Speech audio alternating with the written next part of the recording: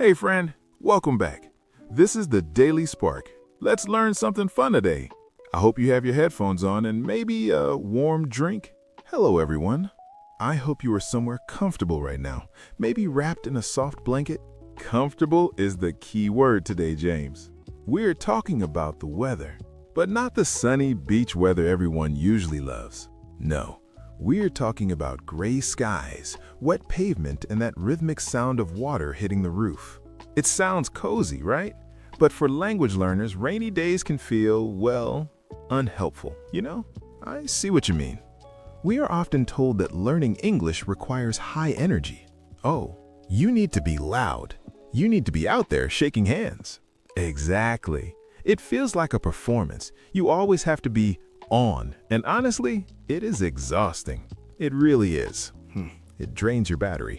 So, when the weather turns bad, you might think, oh no, I'm stuck inside. I can't practice today. You feel guilty, like you're failing because you aren't being social. But today, we're going to flip that idea upside down. That guilt is the wrong way to look at it. The rain is not a barrier, Ryan. It is an invitation. I love that. An invitation to slow down. We'll show you how bad weather is actually your secret weapon. It is true. English isn't just about fast talk in a busy meeting. Right. It's about connection.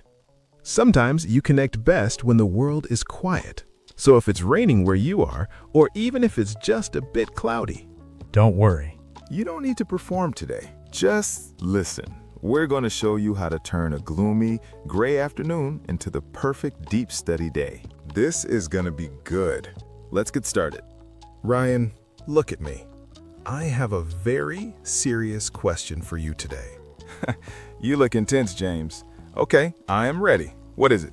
Imagine it is Saturday morning. You have plans to go hiking or maybe meet friends at a busy market.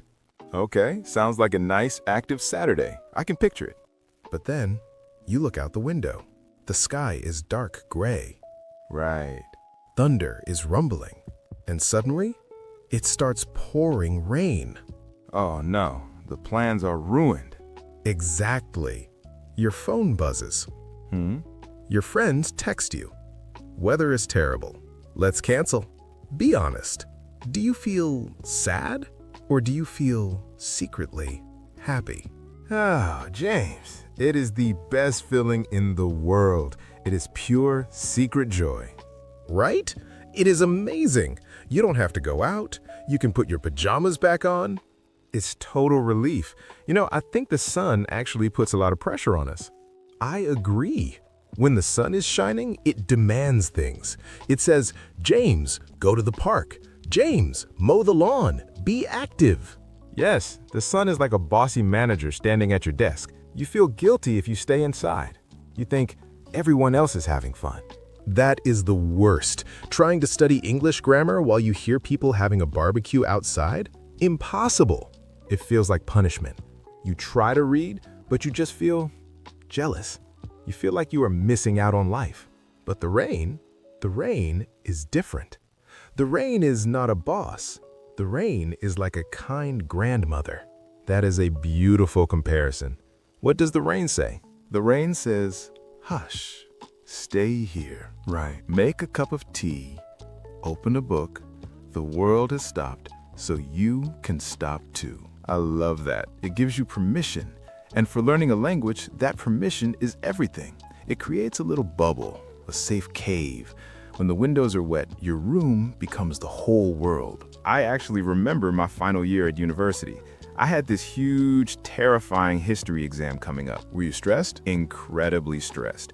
But then it rained for 3 days straight, just gray, heavy rain. And you know what? What happened? I turned on my little desk lamp, I made coffee, and I just studied for hours. I didn't feel like I was missing anything. It was my favorite week of college. That is the secret power of a rainy day. Focus becomes easy because there are no distractions. So today, we want to help you recreate that specific feeling, even if the sun is shining where you are right now. Honestly, hearing you talk about college, it reminds me of last Sunday. It was pouring rain outside. The wind was actually shaking my windows. Oh, wow. That sounds intense. It was. But inside, it was peaceful. I ignored my emails. Interesting. I grabbed my thickest wool blanket and I just decided to curl up with a book in the corner of my sofa. I love that image. And notice the phrase James used, curl up with a book. He didn't say, sit down with a book. No way. Sit down is boring. Sit down is what you do in a dentist's waiting room or during a math test. It feels stiff. Exactly. But when you curl up, your body shape changes. That's sweet. You pull your knees to your chest. You make yourself small and warm. It feels, well, cozy. It feels safe, like the world cannot touch you. That feeling is essential for learning, I think. I agree. Here's the magic of this phrase. I am ready. I want you to imagine that storm outside, but you are warm inside. Try whispering it to yourself. I just want to curl up with a good book. I bet you smiled a little. See? The words carry the feeling. That is emotional grammar at work. But Ryan, here's the thing. You can't just curl up in a messy room with the TV on. You have to set the mood first. Ah, yes. To set the mood. That implies control. You are the director of your environment. Got it. If the lights are too bright, or if my phone is dinging, really, I lose my focus. The mood is broken. It feels chaotic, not cozy. So setting the mood is about the senses. Maybe you light a vanilla candle. Maybe you put on some lo-fi hip-hop beats. It creates a bubble. When you set the mood, you're telling your brain, okay, the show is starting. It is time to learn. Tick. So, here's your challenge for tomorrow. Even if it's sunny, before you open your textbook, take 5 minutes to set the mood. Take tea. Oh, put on a sweater. Curl up somewhere soft. Create that rainy day magic yourself. Trust me, your English will thank you. Speaking of creating that warm atmosphere, there's actually a mental shift that happens when the clouds turn gray. It changes how we see our schedule. Oh, definitely.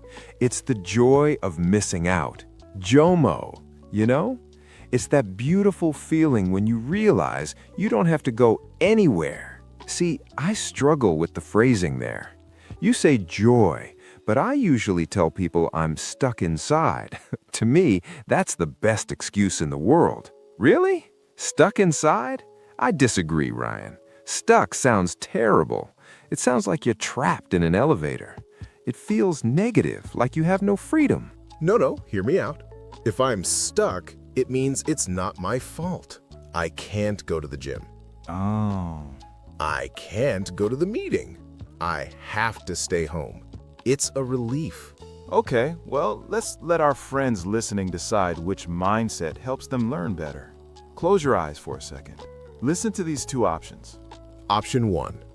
The rain is forcing me to stay indoors. Option 2. The rain is giving me permission to stay home. You already know which one feels better, right? That second one, that's the key.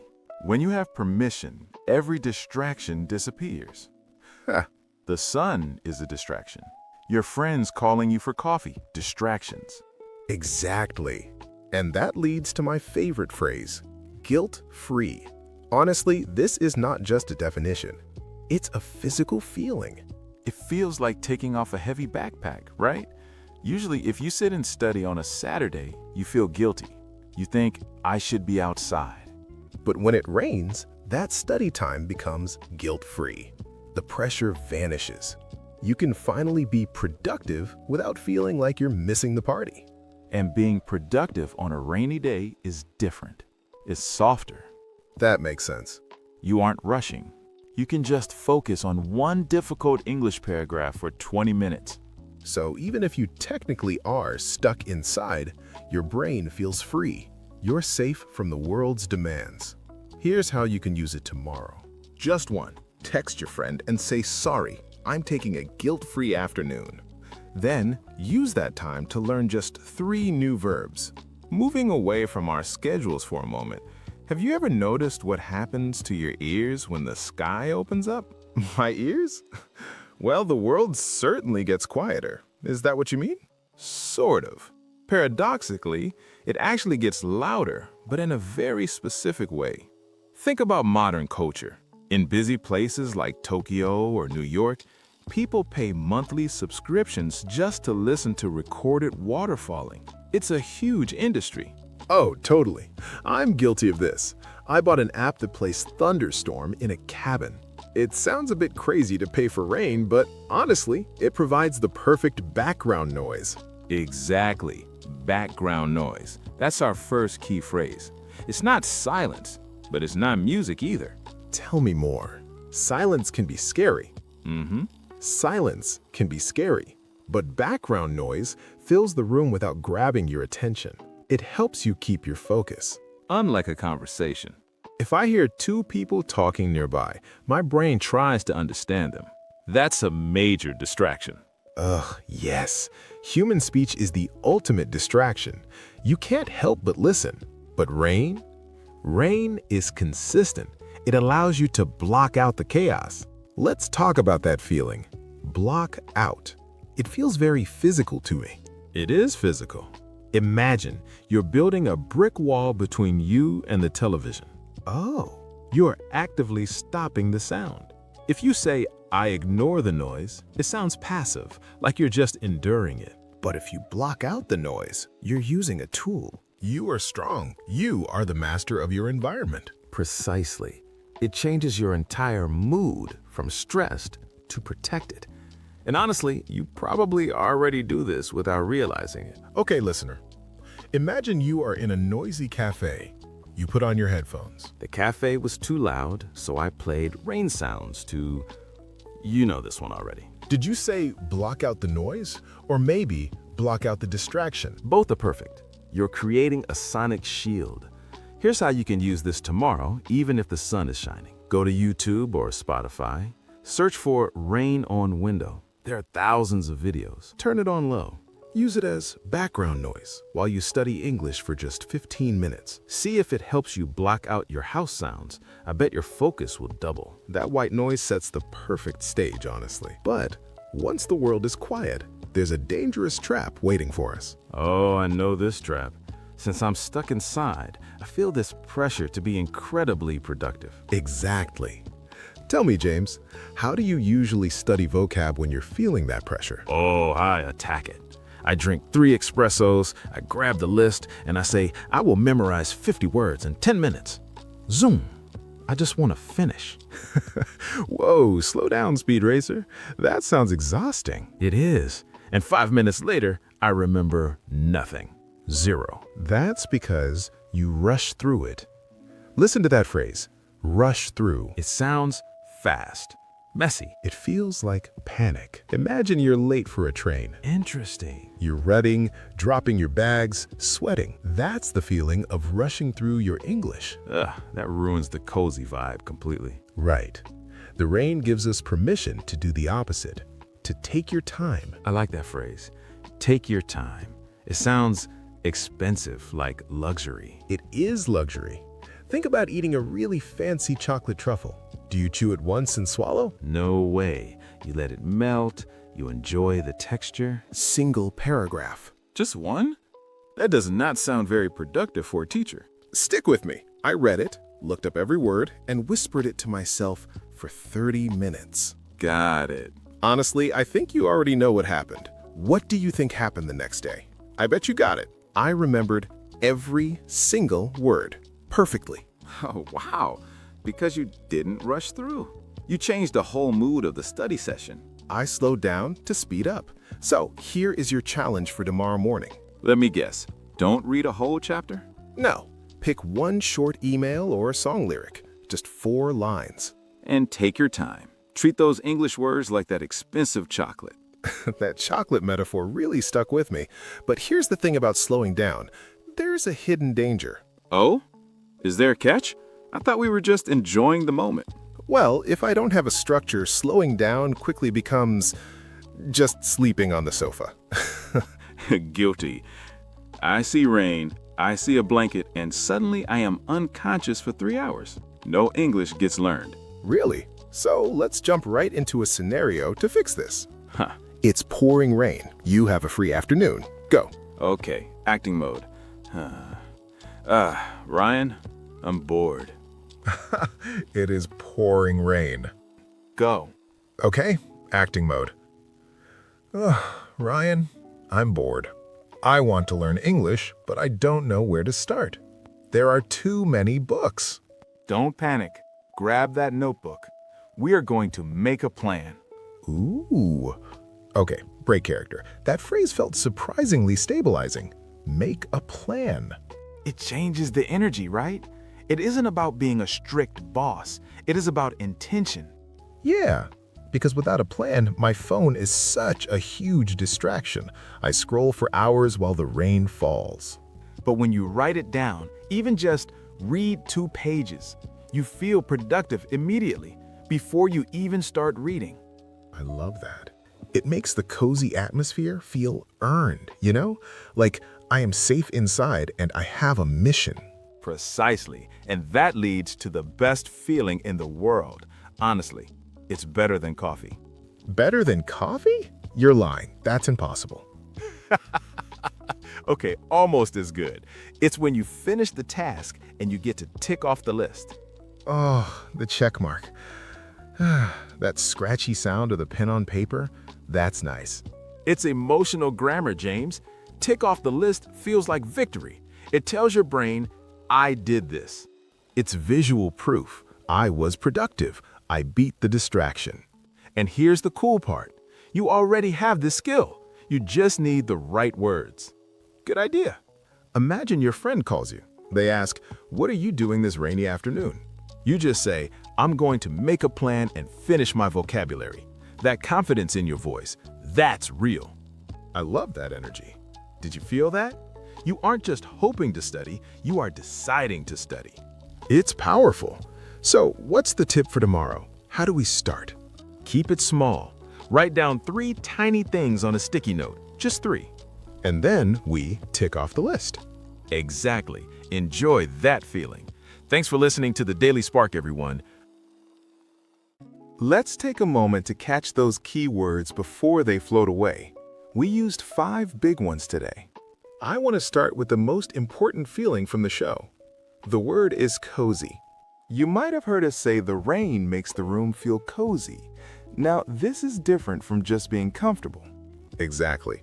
A dentist's chair might be comfortable, but it is definitely not cozy. Cozy implies warmth, safety, and softness. It's that feeling when you curl up with a book and have a hot tea. It makes you want to stay there. So, use it tomorrow. If you walk into a coffee shop that has soft sofas and warm lighting, tell your friend, "I love this place." It is so cozy. Perfect. Now, to get that feeling, you need to remove our second word, distraction. A distraction is anything that steals your attention away from what you're doing. It pulls your eyes away.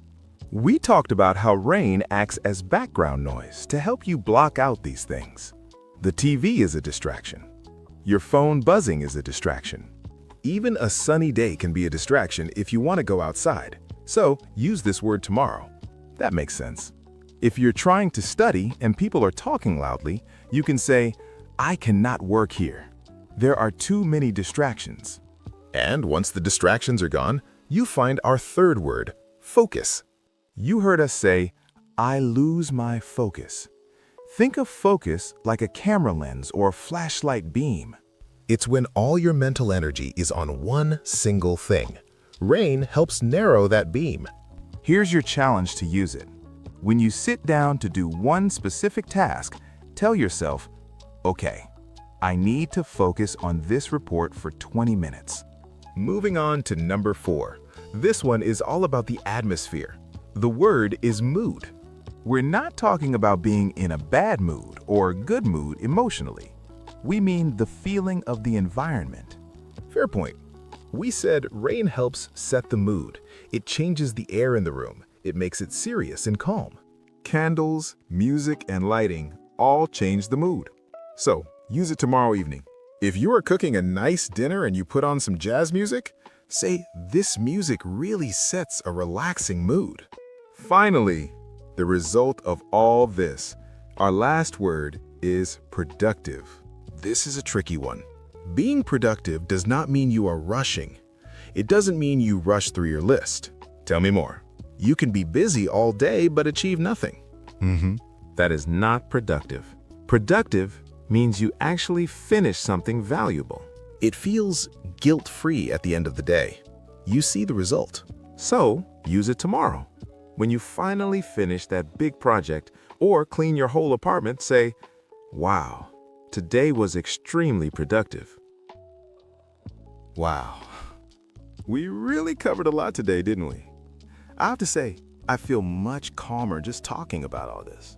That is the goal, Ryan. That is the goal. Interesting. But remember what we discussed earlier. You do not have to wait for the weather to change. I see. You don't need actual rain clouds. You can make a cup of tea, turn off your phone, and create your own little rainy day, even if the sun is shining outside. Exactly.